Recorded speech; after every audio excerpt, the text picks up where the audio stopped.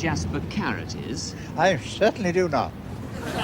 No particular wish to. A Jasper Carrott? Yes. Something Bugs Bunny eats? Jasmine Carrott. Beg one? Who? Pardon? Is it a form of medicine? Jasper Carrott. What's this Jasper Carrott?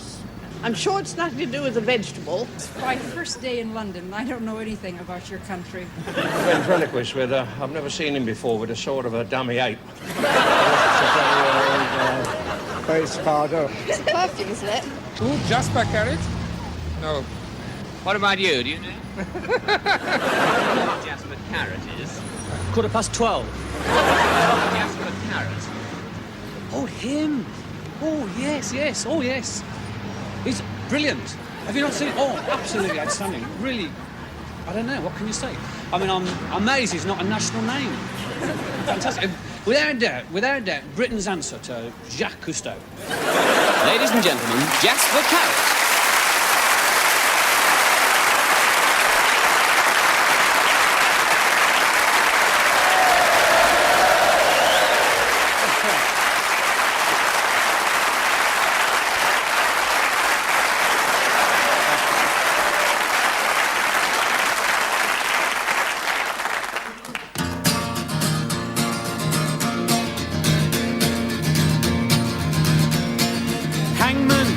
Slacken your noose, hangman, slacken your noose, hangman, slacken your noose, 'cause I can't...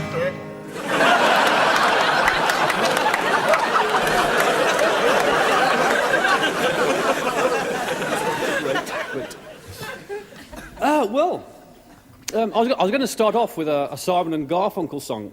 I thought, well, stuff it, they don't do any of mine, do they?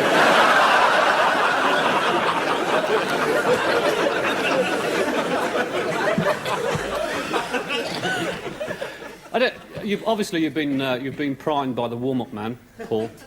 Very good, isn't he? Isn't he funny? Pig. Actually, he's an old mate of mine. We used to work in the post office together, and they gave us the sack from writing, "Oh, yes, they do," on envelopes labelled "Photographs do not bend."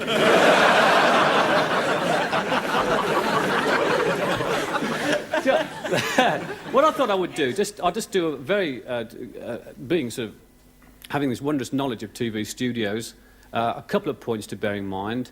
When the cameras are on, you don't ogle, you know. I mean, your mum's going to love it, isn't she? There's Aunt Mary! Woo! 10 million other people are going, who's that silly sod?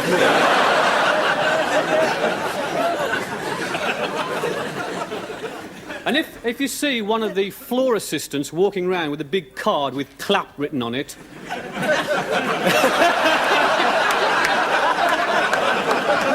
you're way ahead, aren't you? You're way ahead.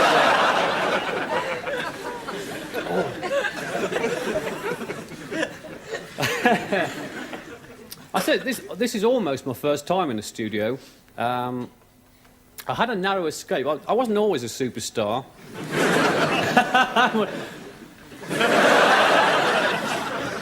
There was I had a chance a couple of years ago. I had a chance to do a program called New Faces. Impressed, huh? You know what New Faces is? Yeah, it's like Opportunity Knocks, only they use live people. Hello, Huey. How are you doing?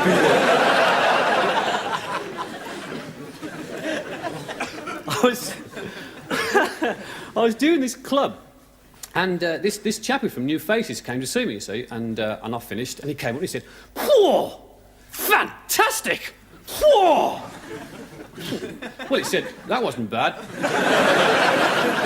He said, how would you like to do a programme called New Faces? And I said, whoa, fantastic!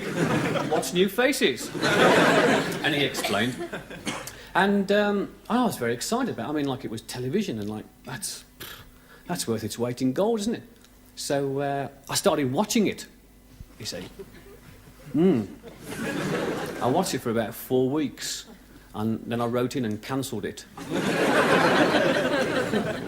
It was after that programme where they had that 8-year-old girl on with a wooden leg who tap danced. and won.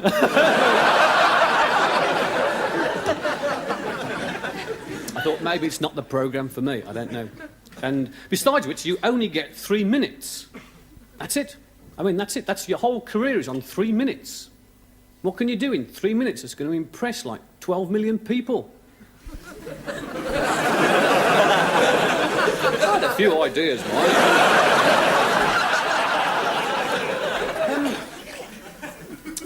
Television is a funny medium. I've got to tell you, this is really true. I went to a building called Pebble Mill, right? Yes, you know it. And used to be a car park. And I went along there and I had to see some BBC producer fellow about a programme of some sorts. And I went along there, and it is a massive complex. It has the whole of BBC Midlands TV and local radio. And I got there in the afternoon, and I had to go to the 8th floor, and I was waiting for the 2:30 lift. You've been, huh? You've been. So I'm waiting there, and it's a bit of a while, and suddenly, like, ding, and the doors open. And this lift is jam-packed solid with fully tribal-dressed Zulus. Not a thing you meet every day, even in Birmingham. No, these are really Zulus, and this lift is jam-solid with them. And I thought, stuff it, I'm not waiting for the 3 o'clock one. I got in, and I'm facing like this, and it's the two cultures meeting. I think they were as amused as I was. And I was right up face to face, with this guy who got a spike through his nose. Like that. And like car bumpers through his earlobes. and a bone in his top lip, like one on his bottom lip, like a Zulu Donald Duck. You know? Well, you try keeping a straight face. I was dying to go.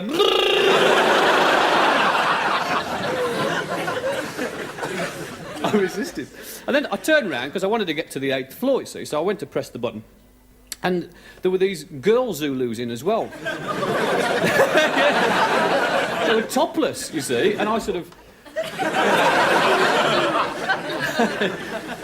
Finger. English. And I had to turn one of the girls round and lift her on. I got the 8th and the 7th floor. And I was chatting to this producer fella, and I must have been there for about an hour and a half, something like that. And I came out, and I pressed the button for the lift. Ding! And they were still in there. They'd been in there all day. You know? And I was trying to work it out, and it sort of struck me that that's probably the first time they've ever been in a lift. And they don't realise that it goes up and down. They just keep pressing buttons, and the door opens, and there's a different view each time. Usually a bunch of BBC whiteys going, "What the bloody hell is going on in there?" Zulu equivalent. "Oh, here, Zulu." And, well, that was a true story. And apparently, like, I wasn't there, but, like, at the end of the day, they were there to do some sort of dance routine or something. And at the end of the day, they went to the BBC cocktail bar, eh? All of them. Made 200 of them. All the BBC-ites got very sort of uptight. What the hell's going on here? Anybody can get in here these days. All the Zulus are eating the pineapples off the bar, you know.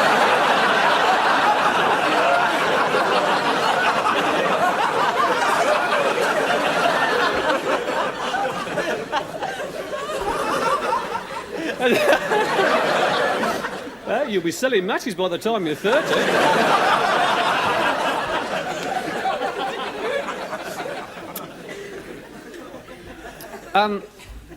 Now comes the time when we have to pay for this programme. And so we're going to leave you for a couple of minutes while you watch the adverts.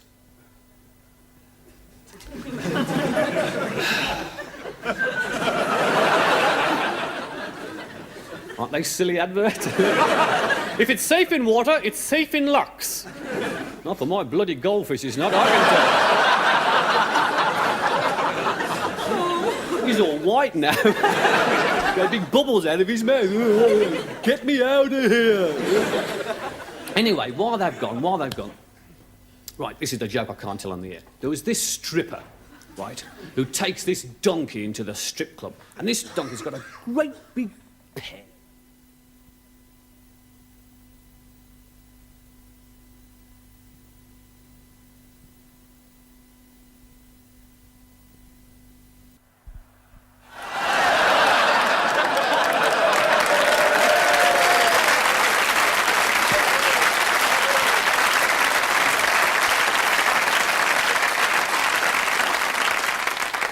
Yes, well, you can't really tell those sort of jokes on the air.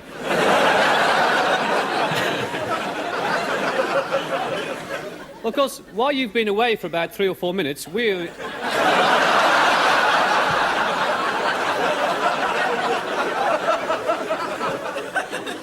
only been away for a minute.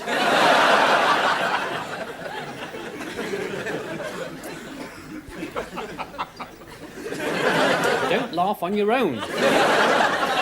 Run round and tell everybody else what's funny. Jasper Carrott is a very strange name. It's not my real name, but at the same time, it's not a stage name, but it's something I've been lumbered with and have changed by Depol. And Carrot causes quite a few problems, particularly when you have children. What the hell do you call your kids? You know, them like Carrot. I mean, if you've got a son, what do you call him? Ivor Carrot?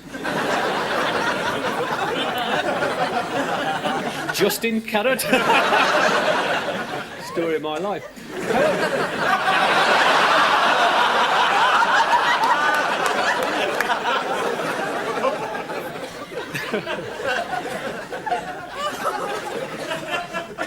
However, I have a daughter, and the wife had it. I did the hard job. In fact, I've got 3 daughters, to be honest. I don't know what the hell I'm doing wrong at all. I keep holding my breath.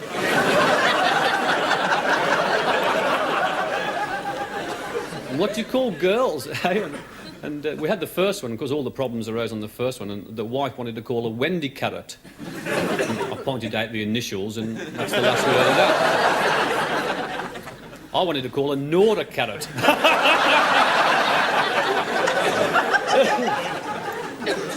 Yeah. Anyway, we've called her Henrietta.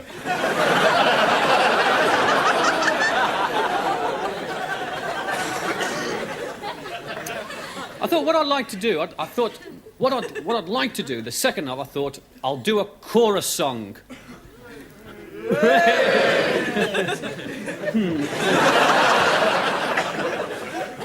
He's not going to do a chorus song, is he? I think he is. Oh, blimey, I'll have to put me crisps away now.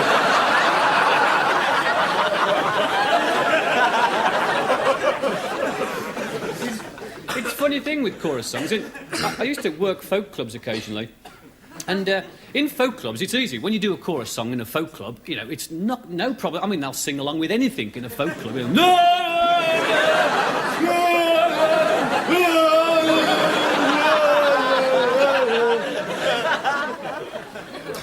But it's a bit difficult when people are seated, because I don't know what it is. It changes the atmosphere. I think what it is the fact that you've got your own seat and everybody can see that it's you singing. See, you're all going, no, no, no, shut up!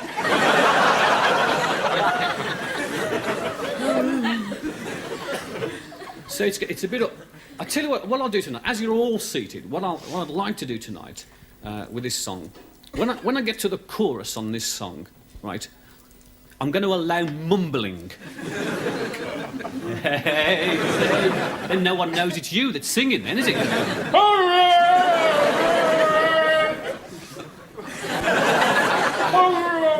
Women are lucky because you've got handbags and you sort of go...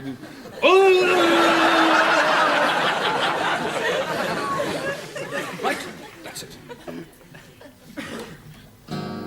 Now then.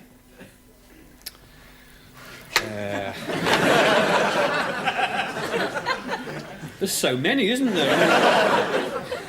We'll try it up here. I've always been pretty good on the guitar. I was a child project. And I was pretty clever as a kid. I used to practice for hours, and like the neighbours used to keep throwing bricks to the window so they could hear better.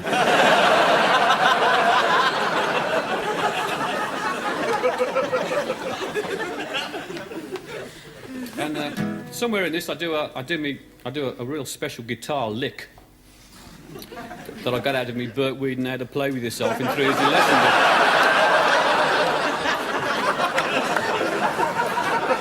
It's very quick, so I'll just do a quick one now.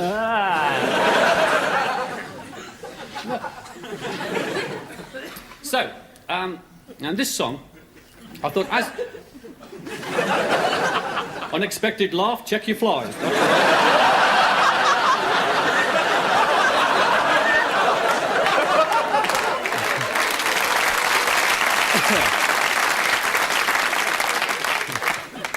Thank you very much.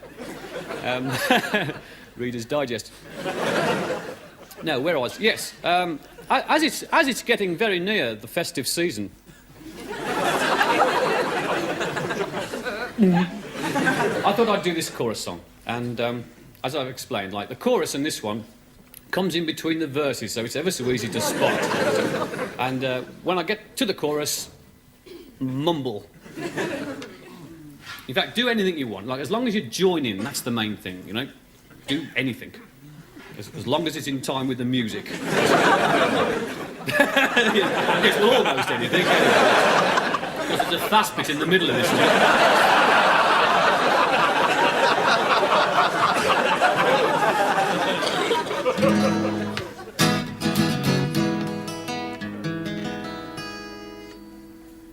Yeah. Did it sound all right up there? I think I'll come and play it there. Oh, all right, yeah. I think.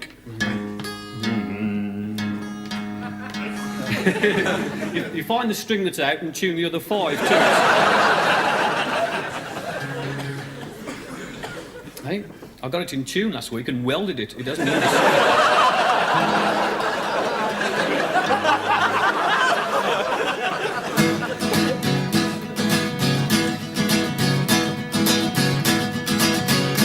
On the first day of Christmas, my true love sent to me a wee heavy and a half pint. A wee heavy is a Scottish drink in a bottle, and a half pint is what the producer brought me earlier on. The police caught him last week breaking into a £1 note. They let him off because it was his first offence. Well, this isn't the last show I'll be doing for London. On the second day of Christmas, my true love sent to me 2 nips of gin and a wee heavy and a half pint. On the third day of Christmas, my true love sent to me 3 black and tans, 2 nips of gin and a wee heavy and a half pint. That's your bit.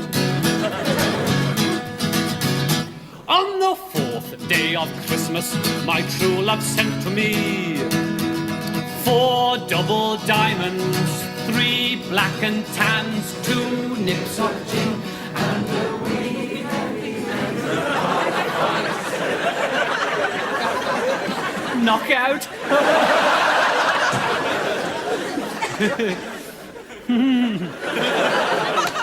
Like a load of larks. Pillarks.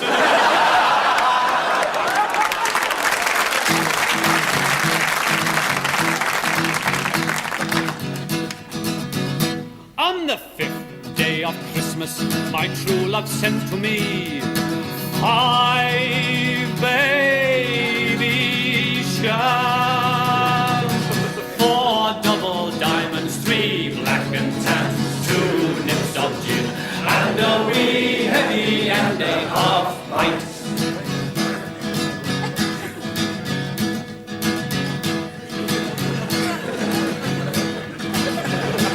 On the 6th day of Christmas, my my true love sent to me 6 shots of brandy, 5 baby shams, 4 double diamonds, 3 black and tan, 2 nips of gin, and a wee heavy and a half pint.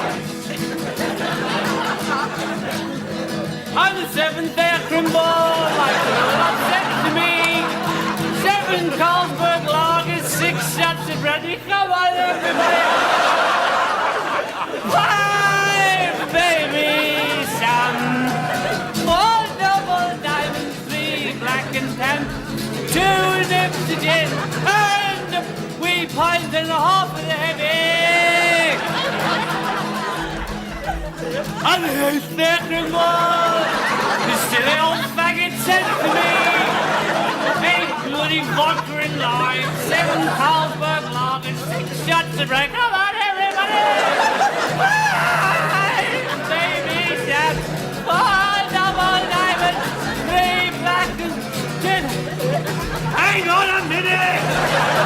Every point on the 9th day of the sent to me 9 rolls of shandy, 8 bloody vodka and lime, 7 Carlsberg lagers, 6. Come on, everybody! And a wee heavy and a half pint. On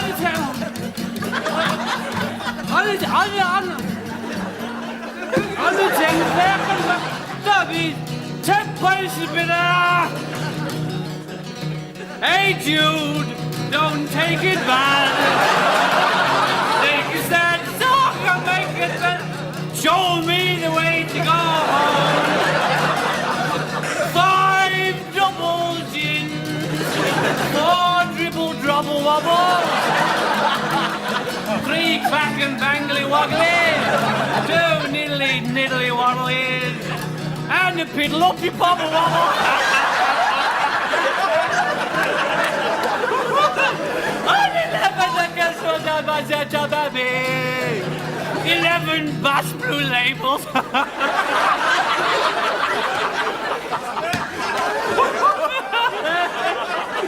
the hell can you do with 11 bus blue? Shove them up your bum,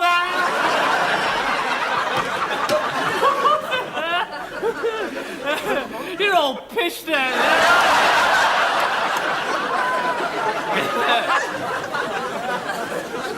I can tell it, you know.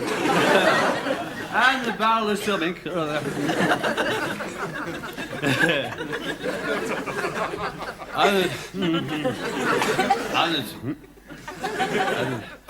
Oh, God.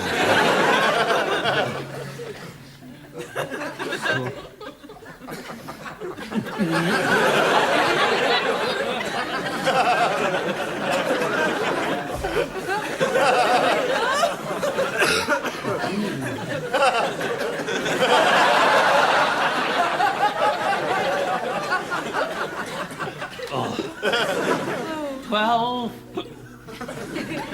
Alka-Seltzer, 11 Bass Blue labels, 10 pints of bitter, 9 halves of shandy, 8 vodka and lime, 7 Carlsberg lagers, 6 shots of brandy. Your turn.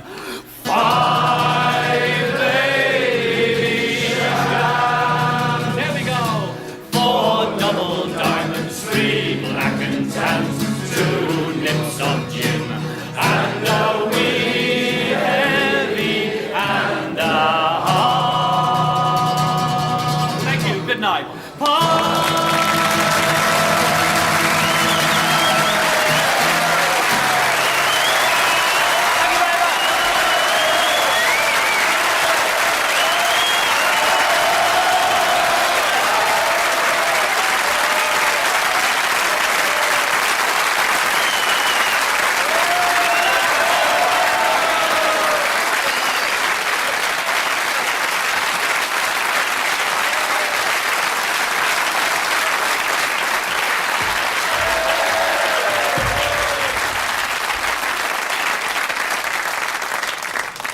Now we're going to do the real dirty material.